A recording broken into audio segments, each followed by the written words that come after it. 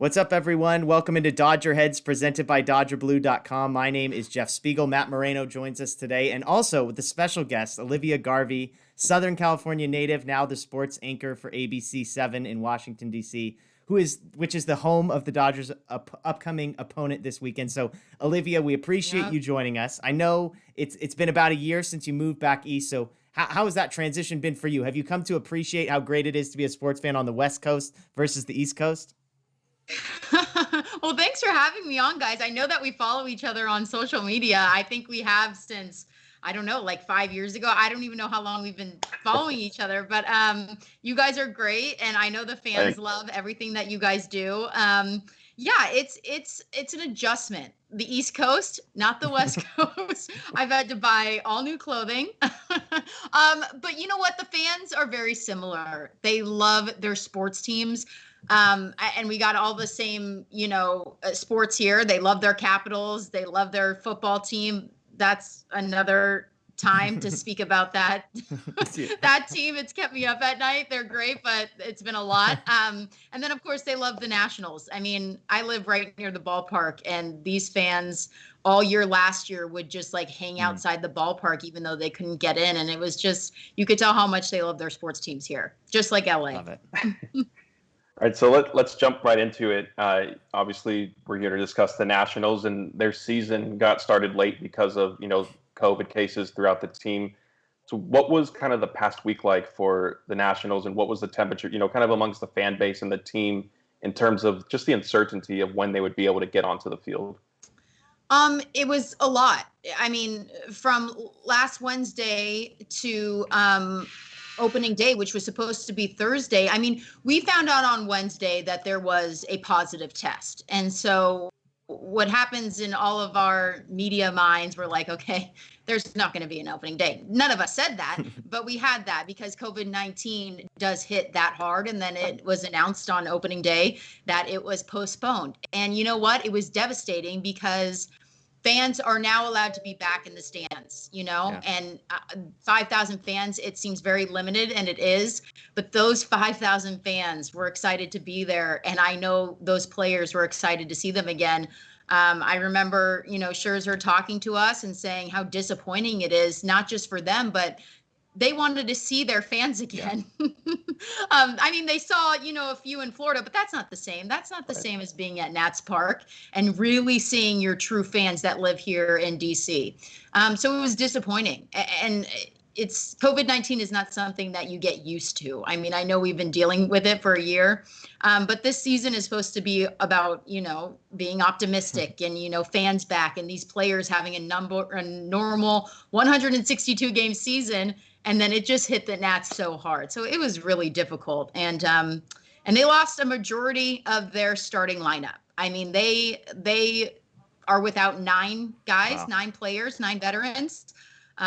So it's been a rocky start, to say the least. Yeah, it was like we all came into 2021 with this naive, like, sort of optimism that, like, hey, you know what? Maybe we're going to get through it. And it's like COVID's over. First game it's of the baseball season. Exactly.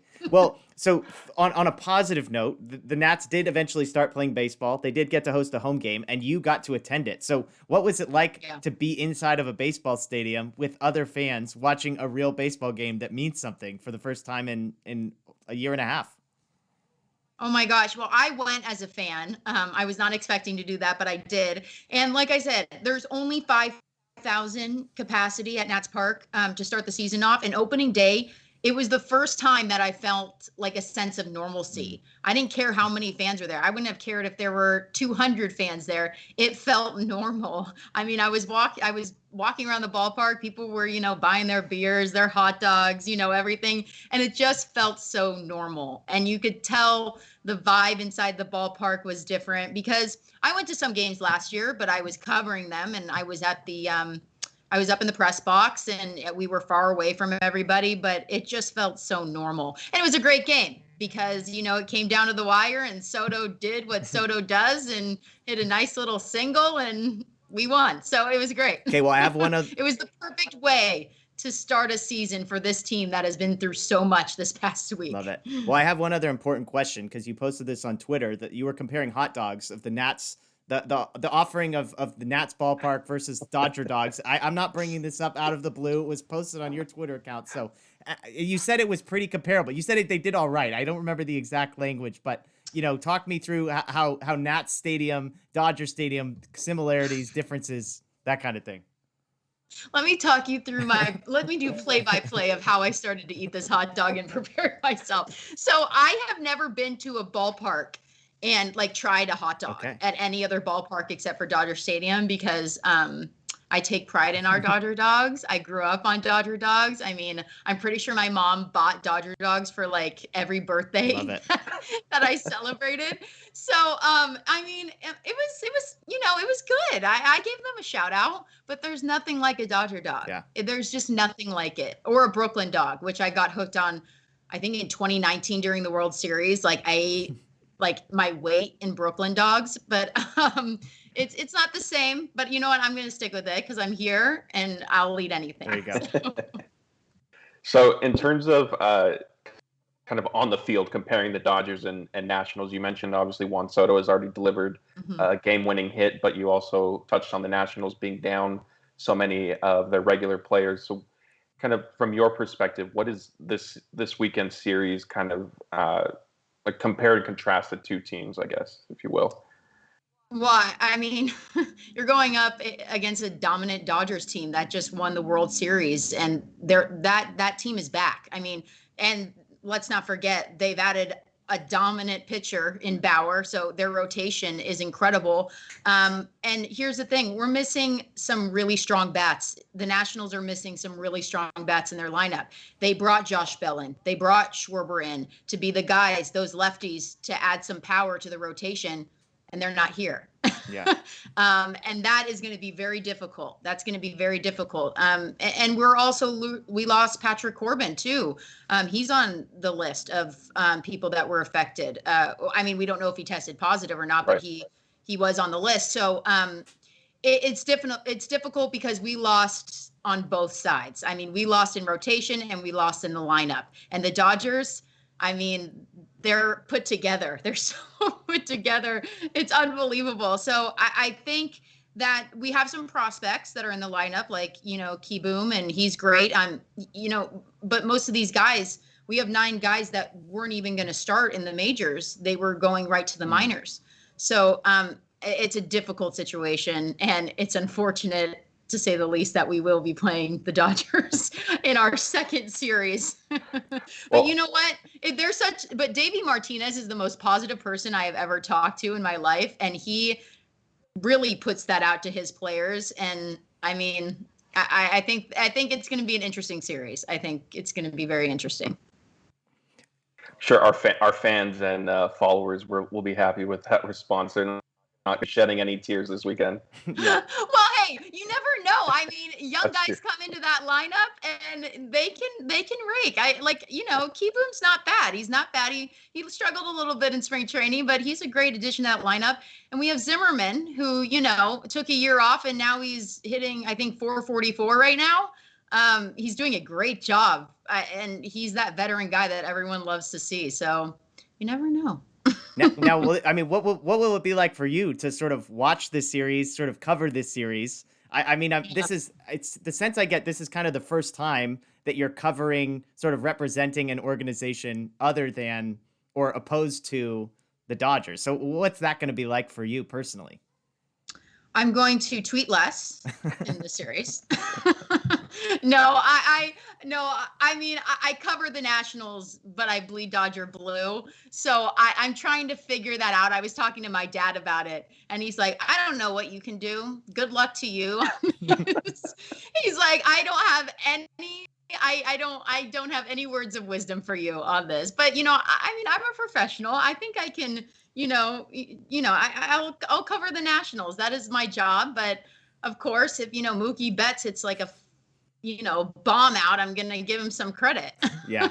Yeah. No, I mean, I've been there in the same spot where it's like, you have to do the professional thing versus the personal thing and balancing those. And, it's awesome for you that you've landed in the city that you have that, as you hinted at, has kind of the sports teams that it does. They're all major competitors in all those sports. It's just, a couple times a year you're going to have to battle with this Los Angeles Dodger thing inside of Washington D.C.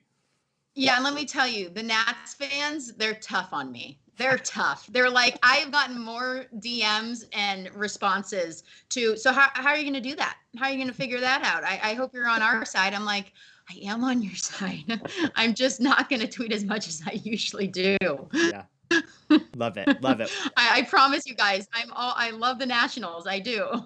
Yeah. Thankfully, it's not like you didn't get asked to cover the Giants or something like that. That would make life a lot more difficult, I think. Anyone within the division. My dad wouldn't let me take it. Okay.